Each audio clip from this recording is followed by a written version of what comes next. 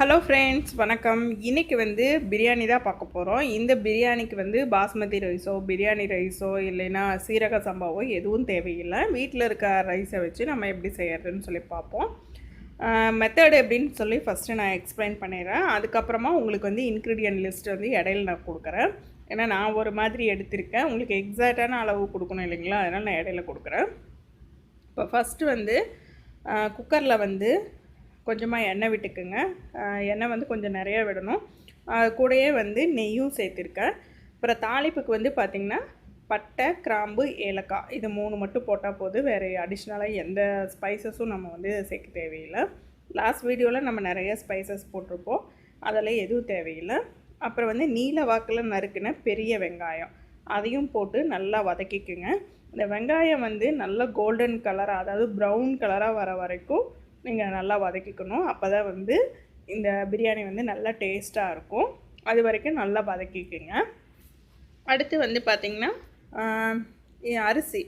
அரிசி நம்ம வீட்டில் நீங்கள் பொன்னி அரிசி யூஸ் பண்ணாலும் சரி, இல்லை புழுங்கல் அரிசி, எந்த அரிசி நீங்கள் ஒரு சிலர் பச்சை அரிசி கூட சமைப்பீங்க. எந்த அரிசியாக இருந்தாலும் அந்த அரிசியை நீங்கள் நார்மலாக குக் பண்ணுறதுக்கு ஊற வைக்கணுன்னா ஊற வச்சுக்கோங்க. அந்த மாதிரி என்ன ப்ராசஸ் பண்ணணுமோ பண்ணிக்கோங்க. இது ஃபஸ்ட்டே நீங்கள் பண்ணிக்கோங்க. இப்போ வெங்காயம் நல்லா கோல்டன் கலராக வந்ததையும் நான் ஒரு கைப்பிடி அளவுக்கு புதினா, ஒரு கைப்பிடி அளவுக்கு கொத்தமல்லி தழை போட்டிருக்கேன். போட்டு அதையும் ஃபஸ்ட்டு நல்லா வதக்கிக்கலாம். நான் சொன்ன மாதிரி உங்கள் அரிசி ஊற வைக்கணுன்னா நீங்கள் ஊற வச்சுருங்க. எங்களோட அரிசியெல்லாம் பார்த்திங்கன்னா காட்டு அரிசி, எங்கள் காட்டில் போட்டது. அந்த அரிசி தான் நாங்கள் இப்போ வச்சு நான் செஞ்சு காமிக்க போகிறேன். அப்புறம் இந்த ஒரு நிமிஷம் அந்த என்ன சொல்கிறது, கொத்தமல்லியும் புதினாவும் வதக்கினதையும் இஞ்சி பூண்டு பேஸ்ட்டு போட்டு இதையும் நல்லா ஒரு பச்சை வாசனை போகிற வரைக்கும் நல்லா வதக்கிக்குங்க. இந்த இஞ்சி பூண்டு பேஸ்ட்டு வதங்கினதுக்கு அப்புறமா காரத்துக்கு நம்ம மிளகாய் தூள் சேர்க்க போகிறோம். மிளகாய் தூள் சேர்த்து அதையும் நல்லா வதக்கிக்குங்க. இங்கே பார்த்திங்கன்னா இந்த புயல்னால் ஃபுல்லாக க்ளவுடு ஃபார்ம் ஆகி ரொம்ப இருட்டாக இருக்குது வீட்டுக்குள்ளார. அதனால தான் லைட் போட்டு செஞ்சிட்ருக்கேன் நான். எங்களுக்கு சும்மாவே உங்களுக்கு தெரியும் லைட் அவ்வளோ எஃபெக்டாக இருக்காது. அதனால தான் கொஞ்சம் அட்ஜஸ்ட் பண்ணிக்கோங்க எதாவது ப்ராப்ளம்னா. இப்போ மிளகாத்தூள் போட்டு நல்லா வதக்கிட்டு சும்மா ஜஸ்ட் ஒரு செகண்டாக அதுக்கப்புறமா தக்காளி போட்டுருங்க. நல்லா பொடியாக கட் பண்ணி போட்டுருங்க. இந்த தக்காளி நல்லா மேஷ் ஆகணும். அதனால் இந்த ரெசிபிக்கு தேவையான அளவு உப்பையும் சேர்த்துட்டிங்கன்னா தக்காளியும் வதங்கிடும், அதே சமயம் உப்பும் நம்ம சேர்த்த மாதிரி ஆகிடும். நல்லா வதக்கி விட்டுருங்க. இது நல்லா வதங்கினதுக்கு அப்புறமா நம்ம தயிர் சேர்க்கணும்.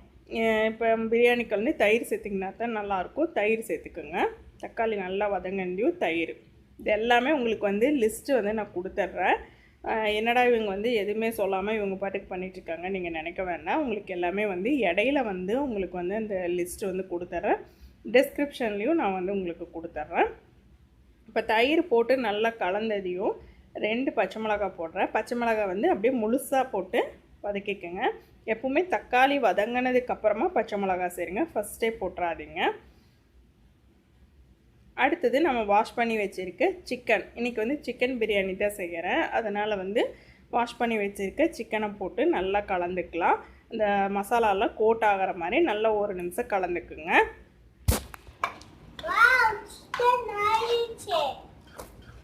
கேட்டிங்களா, பக்கத்தில் ஒரு ஆள் உட்காந்துட்டு கமெண்ட் பண்ணிகிட்ருக்க. அப்படியே டெம்ப்டிங்காக இருக்காங்க, எப்படா இவர் ரெடி பண்ணுவா சாப்பிட்லான்னு சொல்லிட்டு. அந்த சிக்கனை போட்டு நல்லா பெரட்டினதையும் ஒரு நிமிஷம் நான் மூடி வச்சுருக்கேன். ஆக்சுவலாக இது ப்ராய்லர் சிக்கன். இந்த தாட்டி நாங்கள் வீட்டில் கோழி பிடிக்கல, கடையில் தான் வாங்கினோம். அதனால் ஜஸ்ட் ஒரு 2 நிமிஷம் மட்டும் நான் மூடி போட்டு வேக வச்சுக்கிட்டேன். அதே நாட்டுக்கோழியாக இருந்துச்சுன்னா நீங்கள் ஒரு 5லேருந்து 10 நிமிஷம் போல் மூடி போட்டு வேக வச்சுக்கோங்க. ரொம்ப டைட்டாக மூட வேண்டியதில்லை, ஜஸ்ட்டு சும்மா அப்படியே மேலே வச்சிங்கன்னா போதும். இப்போ அதுக்கப்புறமா இந்த ரெசிபிக்கு தேவையான அளவு தண்ணியை சேர்த்துட்டேன்.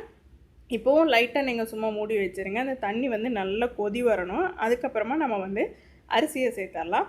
இந்த ஸ்டேஜில் நீங்கள் உப்பு, காரம் எல்லாமே செக் பண்ணிக்கோங்க. சப்போஸ் பத்தலைன்னா இப்போ சேர்த்துக்கோங்க. இதில் பார்த்திங்கன்னா நான் லெமன் ஜூஸ் லாஸ்ட்டில் இப்போ இந்த டயத்தில் சேர்க்கணும். அது நான் ரொம்ப அறிவுபூர்வமாக வேலை செஞ்சுட்டு இருந்தேங்காட்டி நான் வீடியோ ஆன் பண்ணாமல் விட்டுட்டேங்க, கேமராவை ஆன் பண்ணாமல் விட்டுட்டேன், சாரி. இந்த ஸ்டேஜில் லெமன் ஜூஸையும் ஆட் பண்ணிக்கோங்க. ஆட் பண்ணிவிட்டு நம்ம வாஷ் பண்ணி வச்சுருக்க அந்த அரிசியும் சேர்த்துட்டு நல்லா ஒரு தாட்டி கலந்து விட்டுட்டு மறுபடியும் சும்மா மூடி வச்சுருங்க. இது மறுபடியும் கொதிக்கணும். இப்போ கொதித்ததையும் சும்மா ஒரு ஜஸ்ட்டு ஒரு 10 லீஃப் மட்டும் புதினா இலை மேலால் நான் தூவிக்கிறேன். ஒரு ஃப்ளேவருக்காக தான் சேர்த்துட்டு இதையும் ஒரு தாட்டி நல்லா கலந்துட்டு நம்ம மூடி வச்சிடலாம். இதுக்கு முன்னாடி இது கொஞ்சம் ஃபன்னியான விஷயந்தான், இருந்தாலும் நான் ஃபாலோ பண்ணுறது. ஏன்னா நீங்கள் இவ்வளோ நேரம் பார்த்துட்ருக்கீங்க, நீங்களும் கண்ணு வச்சுருப்பீங்க. பக்கத்துலேயே ஒரு ஆளுக்கு வந்து மொப்பம் முடிச்சுட்டுருக்குறாங்க, அவங்களும் கண்ணு வச்சுட்டாங்க. அதனால் வந்து நான் எப்போவுமே இது பண்ணுவேன். இந்த மைகோதின்னு சொல்லுவோம் நாங்கள், அதை வந்து நல்லா பழுக்க காய்ச்சிட்டு இந்த மாதிரி சுற்றிட்டு அந்த 3 தடவை வைப்பேன். வச்சேன்னா அந்த திருஷ்டியெல்லாம் போயிடும். இது என்ன சொல்கிறது, ஒரு மூட நம்பிக்கை. அதை நான் ஃபாலோ பண்ணுறது. இப்போ இதை வந்து மூடி நம்ம வந்து 2 விசில் மட்டும் விட்டால் போதும், உங்களுக்கு பிரியாணி வந்து ரெடி ஆகிடும். இந்த பிரியாணி செய்யறதுக்கு தேவையான பொருட்கள் பார்த்துருவோம். இது வந்து இந்த புழுங்கல் அரிசியோ இந்த வீட்டு சாப்பாட்டு அரிசியில் செய்கிறதுக்கு உண்டான அளவு. இதை வந்து நீங்கள் பிரியாணி அரிசியிலையோ பாஸ்மதி ரைஸிலையோ இல்லை சீரக சம்பாவிலையோ ட்ரை பண்ணிடாதீங்க. இது வந்து இந்த அரிசிக்கு உண்டானது. 1 கிலோ அரிசி எடுத்திங்கன்னா 1 கிலோ மட்டன் அல்லது சிக்கன் எது வேணுமோ எடுத்துக்கோங்க. எண்ணெய் வந்து 200 ml, நெய் வந்து 50 ml, பட்டை 4, ஏலக்காய் 4, கிராம்பு 4, ஒரு கைப்பிடி அளவுக்கு புதினா கொத்தமல்லி, வெங்காயம் வந்து நல்லா பெரிய சைஸ் வெங்காயமாக 4, தக்காளி வந்து அதே போல் பெரிய சைஸாக 3, அப்புறம் வந்து மிளகாய் தூள் வந்து காரத்துக்கு உங்கள் ஏற்ப நீங்கள் போட்டுக்கோங்க. இஞ்சி வந்து 100 கிராமும் பூண்டு வந்து 100 கிராமும் எடுத்து பேஸ்ட் பண்ணி அரைச்சிக்கோங்க. பச்சை மிளகாய் வந்து 2லேருந்து 4 சைஸை பொறுத்து போட்டுக்கோங்க. உப்பு தேவையான அளவு. தயிர் வந்து 100 ml, லெமன் வந்து ஒரு முழு லெமன் எடுத்து புழிஞ்சு ஜூஸ் எடுத்துக்கோங்க. இது வந்து இந்த அரிசிக்கு உண்டான அளவு. தண்ணி எவ்வளோன்னு நான் சொல்லிடுறேன். தண்ணி வந்து உங்கள் அரிசியை பொறுத்து நீங்கள் எவ்வளோ வைப்பீங்களோ அவ்வளோ வச்சுக்கோங்க. நான் வந்து 1 கப் அரிசிக்கு 2 கப் தண்ணி வைப்பேன். இது எங்கள் அரிசியோட அளவு. அது இல்லாமல் அரிசி வந்து எங்களுக்கு ரொம்ப நேரம் ஊறணும். அதே போல் உங்களுக்கு எவ்வளோ நேரம் ஊற வைக்கணுமோ அந்த மாதிரி ஊற வச்சுக்கோங்க. எவ்வளோ தண்ணி சேர்க்கணுமோ அந்த அளவு வந்து தண்ணி சேர்த்து கடைசியில் 2 விசில் விட்டிங்கன்னா போதும்.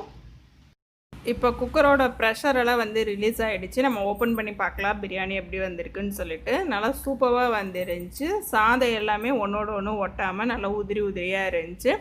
டேஸ்ட் வந்து நான் வீடியோக்காக இல்லை நான் பண்ணேங்கிறக்காக சொல்கிறேன்னு நினச்சிக்காதீங்க, உண்மையிலே சூப்பராக இருந்தது. இந்த சாதா அரிசியில் நம்ம செய்யும்போதே இந்த அளவுக்கு டேஸ்ட் இருக்குன்னா, இதுக்குன்னே இருக்க இந்த ஜீரக சம்பாவோ இல்லை பாஸ்மதி ரைஸோ இல்லைன்னா பிரியாணி அரிசியோ போட்டு செஞ்சோம்னா இன்னும் எவ்வளோ சூப்பராக இருக்கும் அப்படின்னு தோணுச்சு. அந்தளவு வந்து நல்லா இருந்தது. எதுக்காக இப்போ இந்த ரைஸில் செஞ்சேன்னா, எல்லாத்து வீட்லேயும் எல்லா நேரத்துலேயும் வந்து நம்ம பிரியாணி ரைஸ் எல்லாம் வாங்கி வைக்க மாட்டோம். எப்பாவது வந்து நம்ம செய்யணும்னு தோன்றப்போ வாங்கி வைப்போம். அதனால தான். சிக்கனும் வந்து பார்த்திங்கன்னா நல்லா சாஃப்டாக வெந்துருந்துச்சு. சாத கலர்னாவே வந்து சிக்கனெல்லாம் உடைய ஆரம்பிச்சிச்சு. ஏன்னா இது வந்து ப்ராய்லர் சிக்கன் நல்லா சீக்கிரம் வெந்துடும். நீங்கள் வந்து சப்போஸ் நாட்டுக்கோழியில் ட்ரை பண்ணுறதா இருந்தால் நான் சொன்ன மாதிரி அந்த ஃபஸ்ட்டு வேக வைக்கிற டைம் வந்து ஒரு 5 to 10 minutes வேக வச்சுக்கோங்க. இப்போ நம்மளோட சிக்கன் பிரியாணி ரெடி ஆயிடுச்சு ரைட்டாவோட. வாங்க சாப்பிட்லாம். நீங்களும் ட்ரை பண்ணி பாருங்கள். பார்த்துட்டு எப்படி வந்ததுன்னு சொல்லுங்கள். டேஸ்ட் ரொம்ப சூப்பராக இருந்துச்சு. குழந்தைகள்லாம் நல்லா விரும்பி சாப்பிட்டாங்க. வீட்டில் எல்லாருமே நல்லா இருக்குன்னு சொன்னாங்க. நீங்களும் ட்ரை பண்ணி பார்த்துட்டு எப்படி வந்ததுன்னு சொல்லுங்கள்.